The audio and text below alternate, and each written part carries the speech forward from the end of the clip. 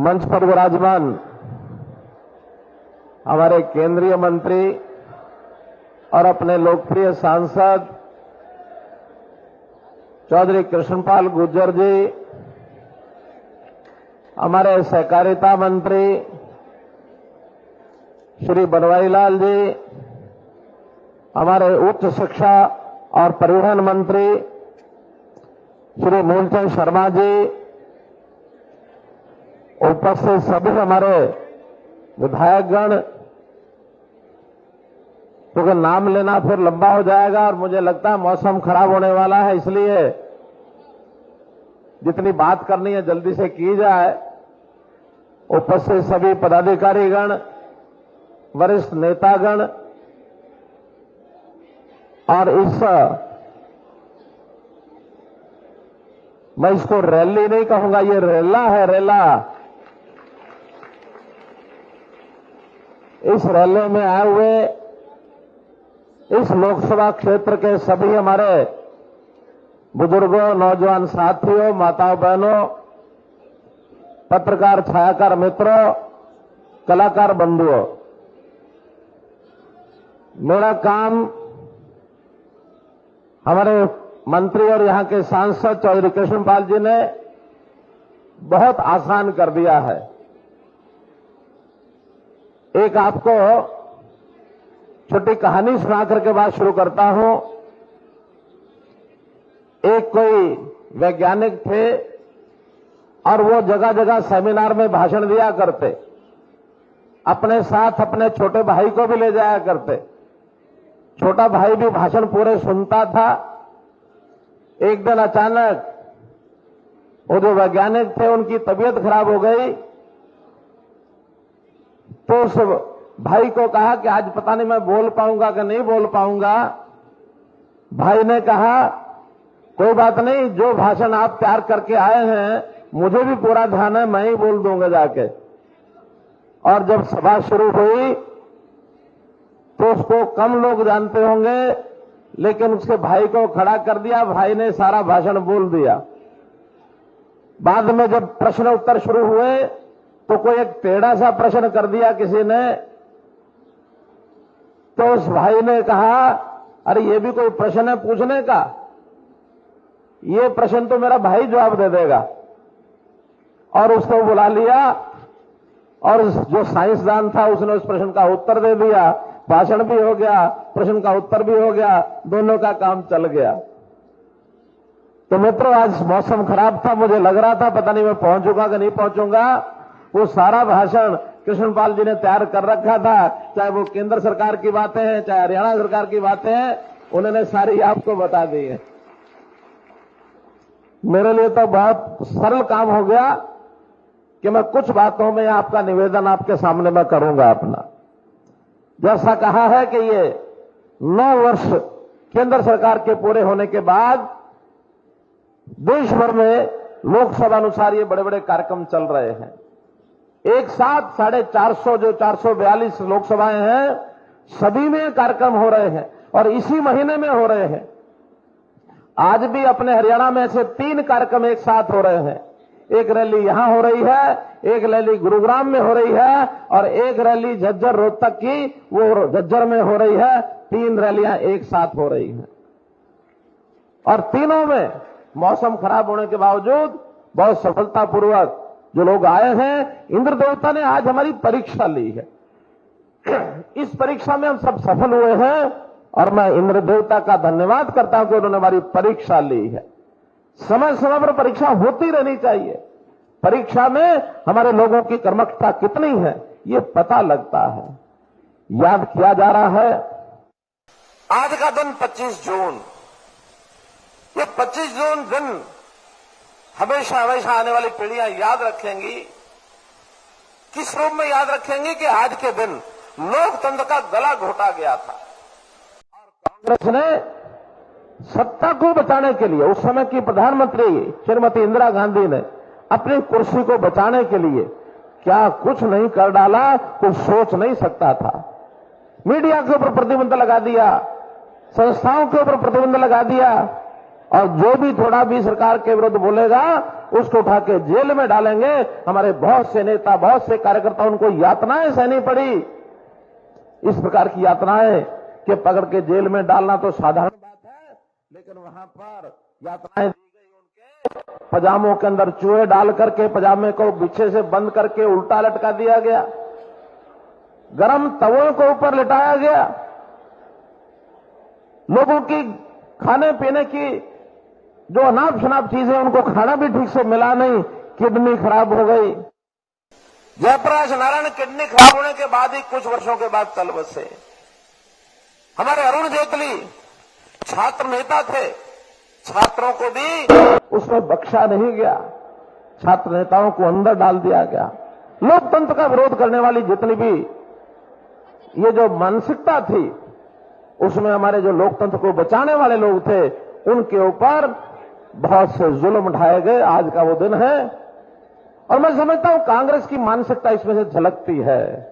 कांग्रेस सत्ता को प्राप्त करने के लिए, सत्ता को बचाने के लिए किसी भी सीमा तक जा सकती है, लेकिन अगर उनको ध्यान आ जाए कि हम कोई भी प्रपंच रच लें, सत्ता प्राप्त नहीं कर सकते, क्योंकि आज सामने एक पर्वत जैसा, चट्टान जैसा एक व्यक्ति नरेंद्र मोदी खड़ा है। छोटी मोटी बदलियां, छोटे मोटे ये कोई भी व्यवधान, ये उनका रास्ता नहीं रोक पाएंगे, उनको गिरा नहीं पाएंगे।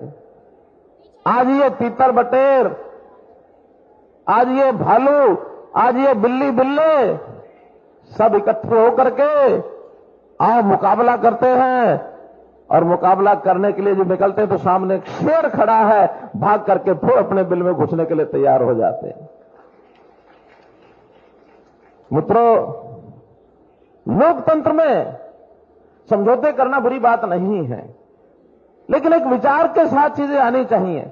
विचार ये नहीं होना चाहिए हमको किसी की सत्ता गिरानी है, विचार ये होना चाहिए हमें देश का भला, समाज का भला कैसा करना चाहिए।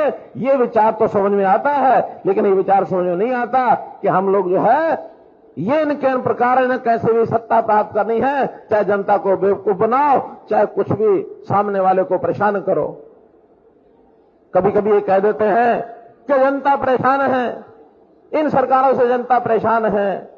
हम कहते हैं क्योंकि इनके अंदर घबराहट इतनी ज्यादा आ गई है, उस घबराहट के कारण से ये अनाप शनाप जो काम करते हैं, कभी सड़कें रोक लेना, कभी जाम लगा देना, कभी धरने दे देना, और इनके इन कामों से परेशानी जनता को होती है। जनता इनके इस प्रकार के कामों से परेशान है, न कि सरकारों से परेशान है। न वो केंद्र सरकार के किसी नीति से परेशान है, न वो हरियाणा सरकार की किसी नीति से परेशान है, बल्कि लोग दिनों दिन आगे बढ़ रहे हैं। हर प्रकार की सुविधा, जरा जोर से बोलेंगे मोदी मोदी, जोर से जो बोल रहे हैं बोल के दिखाओ।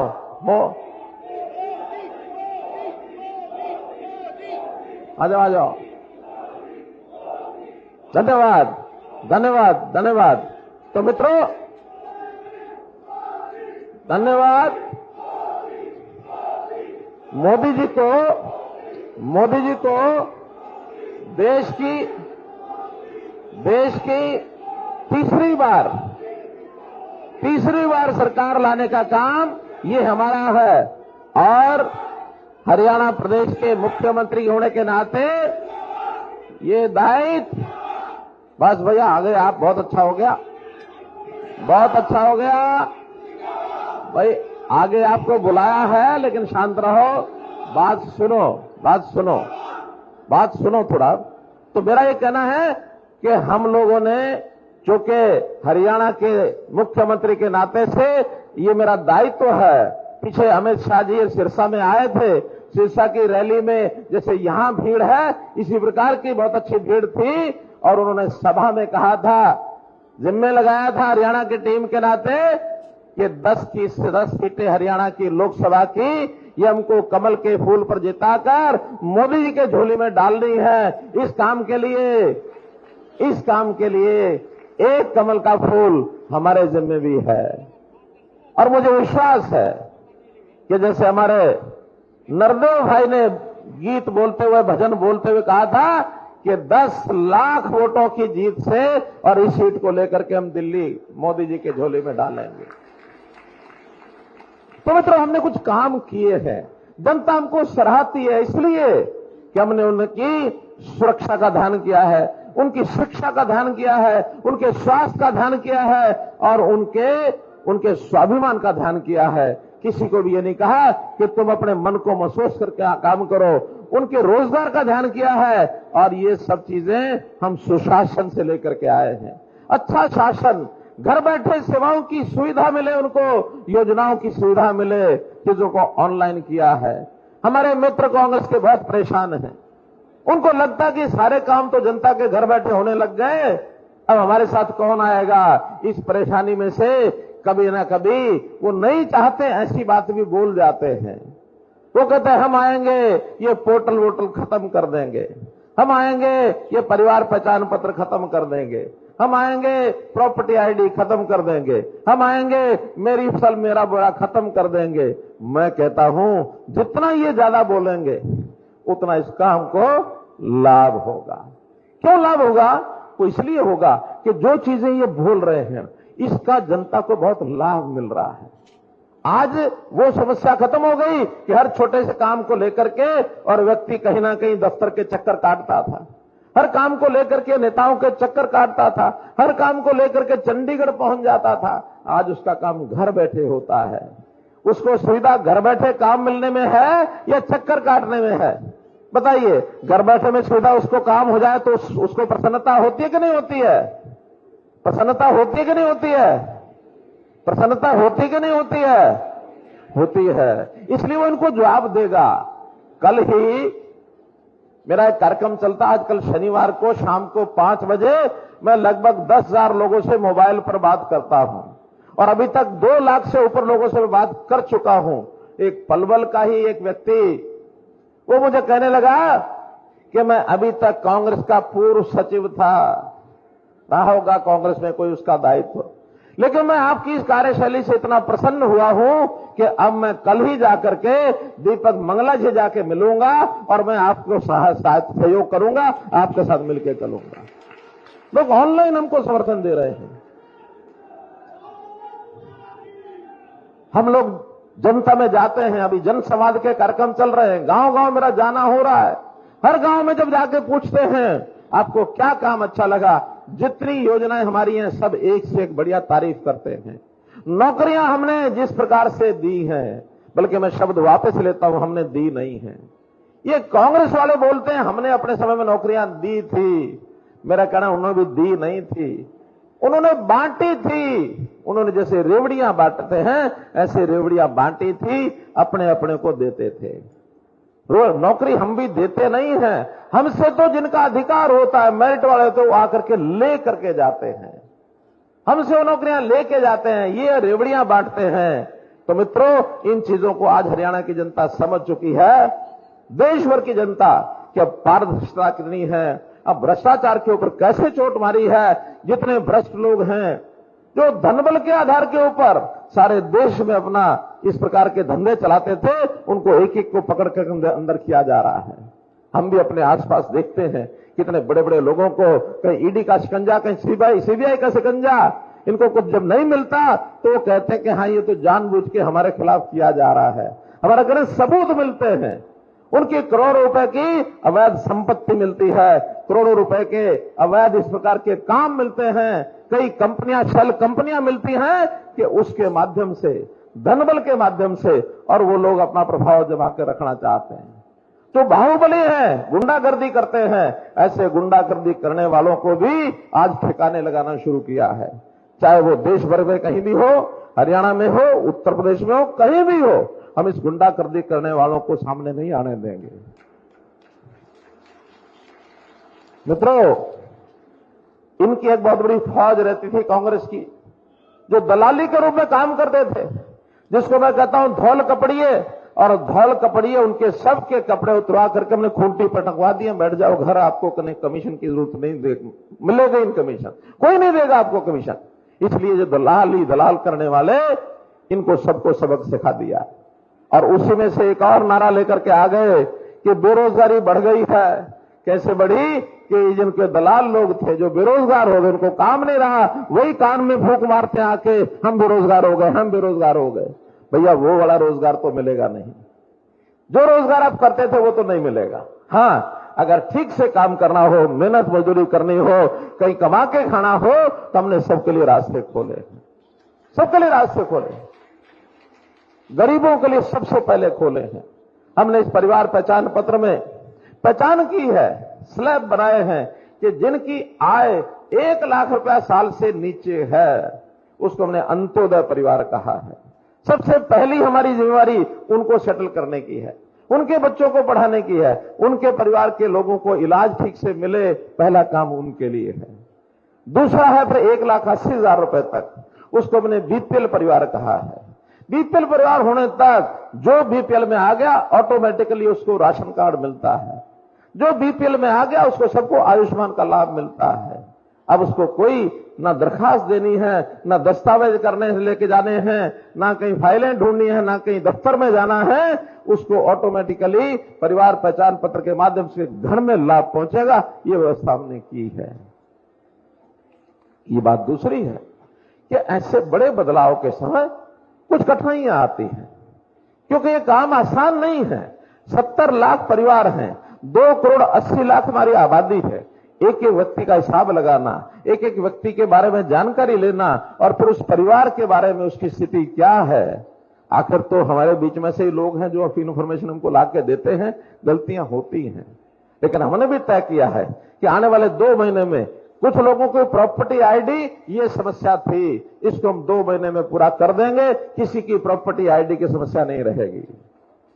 आने वाले 2 महीने में परिवार पहचान पत्र, इनकम का, राशन कार्ड का, पेंशन का, ऐसा कोई भी विषय होगा उसको समाप्त करने का काम ये हम करेंगे। सीधा मॉनिटरिंग मनोहर लाल ये करेगा, आपको आके बताएगा। आज एक भी व्यक्ति ऐसा परिवार पहचान पत्र की या इसकी आपकी आईडी, प्रॉपर्टी आईडी की कोई कमी रहे, खुले में आके घोषणा करूंगा कि आज जिस कमी हो आ जाओ मेरे पास, मिल के जाओ मुझे जिसकी कमी रही है। सिर्फ 2 महीने का समय चाहिए। एक बहुत बड़ा अभियान चलाया और देश में कहीं नहीं है, केवल हरियाणा में चलाया और इसकी सुविधाएं बहुत हो रही है।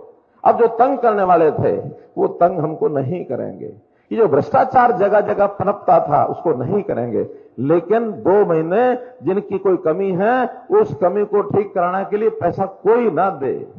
हम दिन रात लगे हैं, हमारे डिपार्टमेंट लगे, हमने स्पेशल उसमें आदमी लगाए हैं।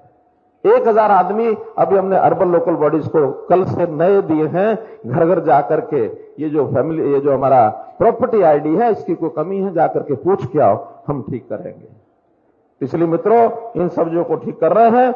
और हमने जो कांग्रेस के समय की जितने भी प्रचलित उस समय की गंदगी थी, उस समय के जो समस्याएं अवगुण सब एक एक करके खत्म कर रहे हैं। भय का वातावरण था उस समय, आज भय मुक्त समाज है, किसी को भी डरने की जरूरत नहीं है किसी से भी। नहीं तो जो उनके राज करने के तरीके थे, किसी भी गरीब आदमी को, सामान्य आदमी को कोई भी आकर के धमका देता था और कोई भी कहता था तुझे नहीं बोलना है चुप कर, ऐसा किसी को भय करने की जरूरत नहीं है।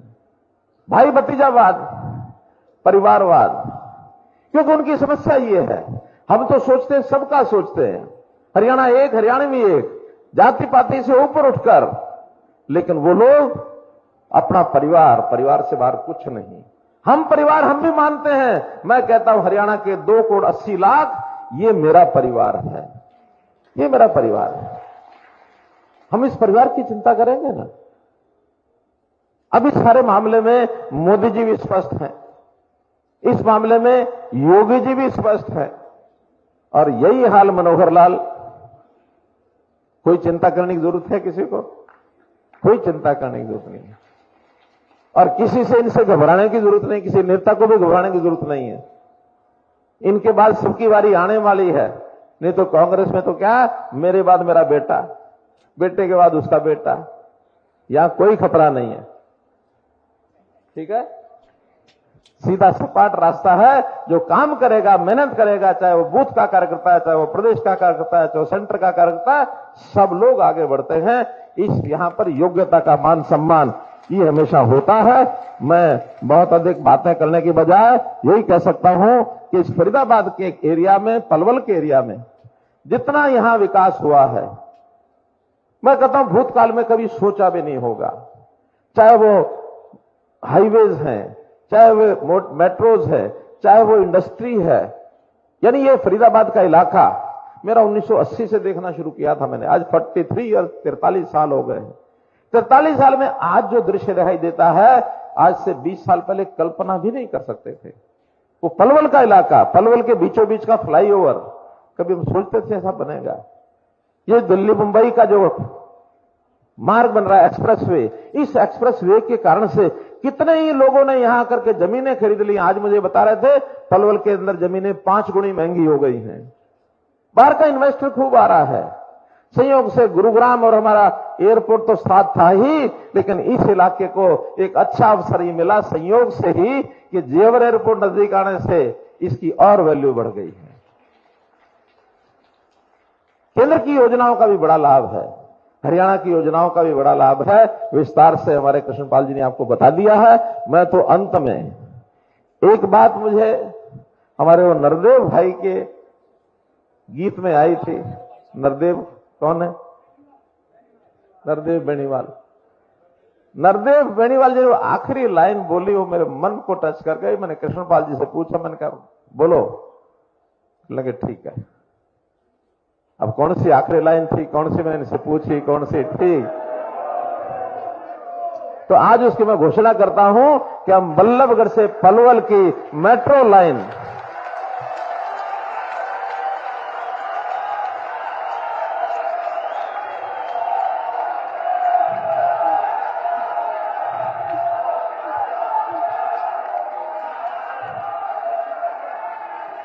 मित्रों बहुत जल्दी इस लाइन को स्वीकृति दिलवाकर और इस लाइन का काम शुरू कराया जाएगा। इतनी घोषणा करते हुए आपका बहुत बहुत धन्यवाद, बहुत बहुत आभार।